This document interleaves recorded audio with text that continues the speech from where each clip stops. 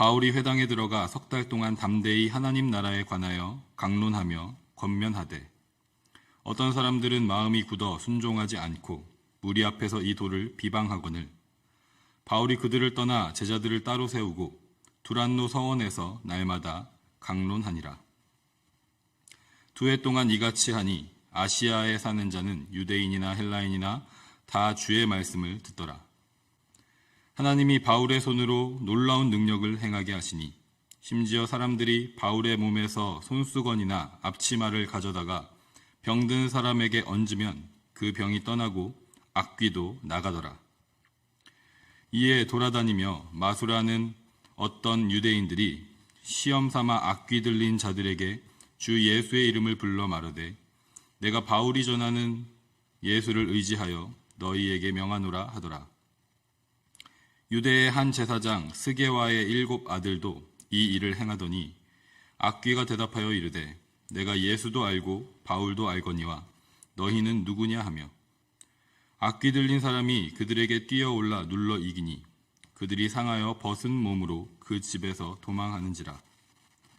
에베소에 사는 유대인과 헬라인들이 다 이 일을 알고 두려워하며 주 예수의 이름을 높이고 믿은 사람들이 많이 와서 자복하여 행한 일을 알리며 또 마술을 행하던 많은 사람이 그 책을 모아가지고 와서 모든 사람 앞에서 불사르니 그 책값을 계산한 즉 은 5만이나 되더라.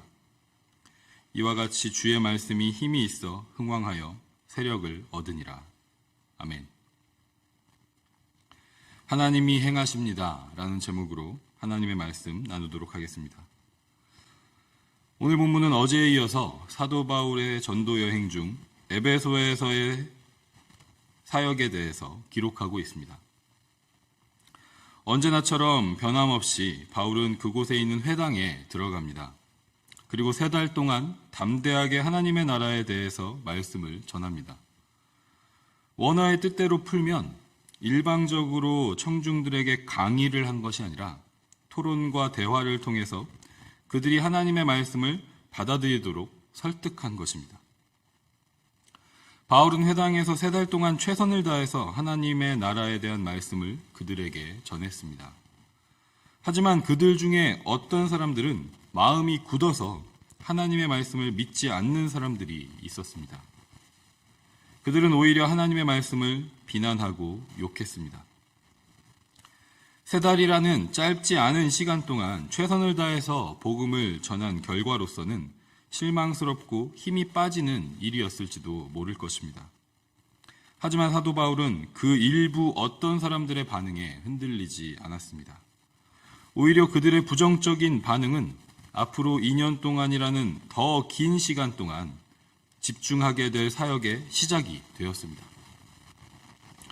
하나님의 말씀을 받아들이지 않고 비방하는 사람들로부터 떠나서 복음을 믿고 받아들여서 예수 그리스도의 제자가 된 이들을 따로 구별하여 세웠습니다. 그리고 이제 회당이 아니라 두란노 서원에서 모였습니다. 거기서 날마다 하나님 나라에 대해서 말씀을 전했습니다. 이 사역은 2년 동안 계속되었고 그 결과 에베소를 중심으로 그 주변 골로새, 라오디게아, 서머나, 버가모, 두아디라, 사데, 빌라델비아 이와 같이 여러 아시아 지역에 있는 도시들에 하나님의 말씀이 전해지고 교회가 세워지게 되었습니다. 바울의 에베소에서의 이 사역을 통해서 다시 한번 깨닫게 되는 것이 있습니다.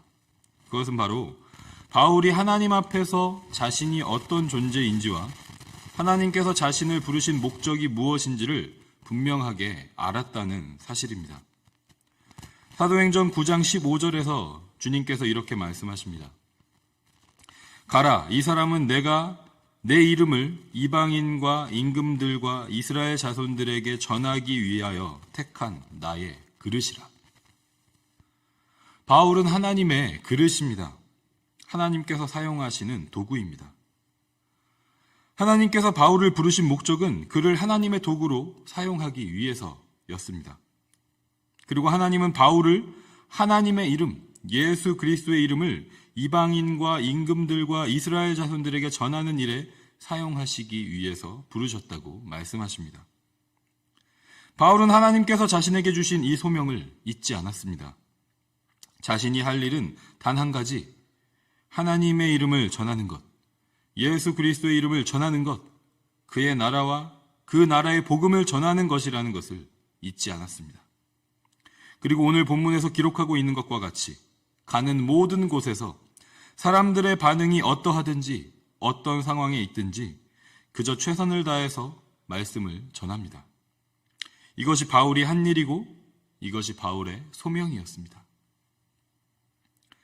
하나님의 그릇, 하나님의 도구인 바울이 자신의 소명을 따라서 맡은 바 사명에 최선을 다해서 행할 때 하나님도 행하십니다.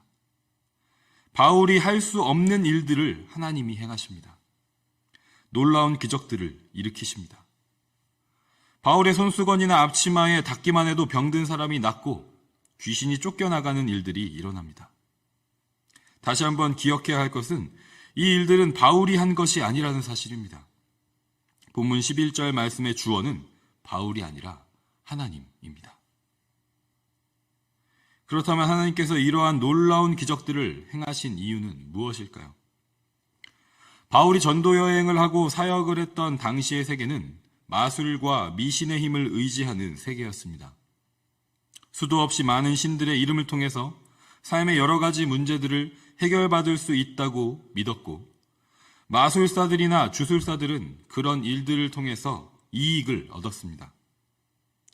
이렇게 온갖 헛된 신들과 우상들을 소망으로 붙잡고 살아가는 세계에서 참된 소망, 진짜 힘과 능력이 어디에 있는지 알게 하시기 위해서 하나님께서는 기적을 행하십니다.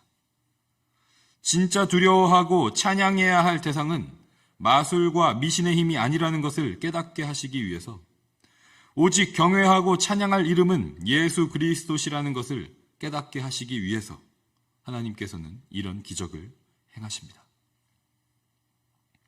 하나님은 이 기적을 지금도 계속해서 행하십니다.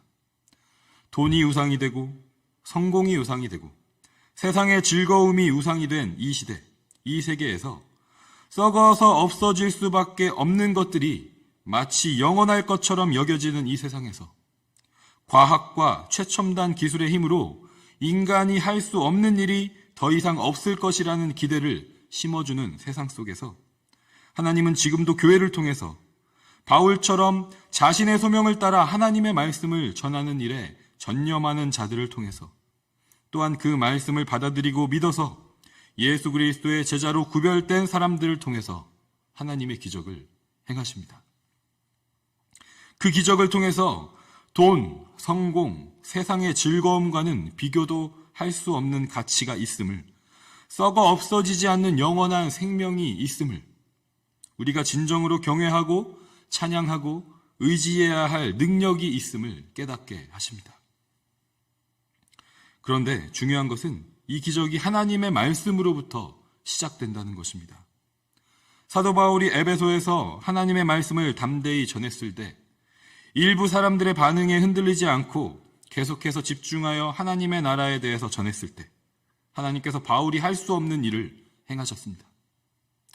하나님께서 우리의 삶에도 동일하게 역사하시고 행하십니다. 우리가 각자의 자리에서, 가정에서, 그리고 교회 공동체에서 집중해야 할 일은 분명합니다.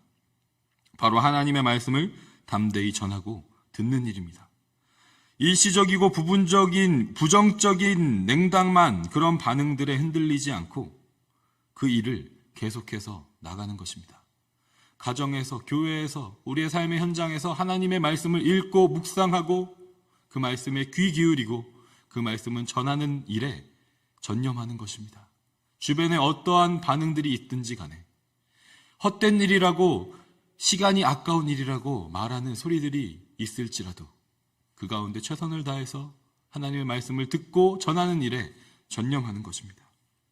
그때 하나님께서 행하신다고 오늘 본문은 우리에게 말씀하고 있습니다. 하나님의 이름, 예수 그리스도의 이름을 경외하고 찬양하게 되는 기적을 행하십니다. 세상의 힘을 의지했던 옛 일과 중요하게 여겼던 가치들을 모두 불사르고 죽게 나와 회개하게 하는 기적을 행하십니다. 오직 하나님의 말씀이 진정한 힘과 능력임을 고백하게 하는 기적을 행하십니다. 오늘 이 아침에 이러한 하나님의 행하심, 하나님의 기적이 우리의 삶 가운데 있기를 간절히 소망합니다. 그 기적을 소망하고 갈망하며 주의 말씀에 귀 기울이고 주의 말씀을 우리의 입으로 증거하며 나아가는 우리 에드몬튼 한인장로교회 공동체, 그러한 가정과 우리의 개인의 삶이 되기를 주님의 이름으로 간절히 소망하고 축복합니다.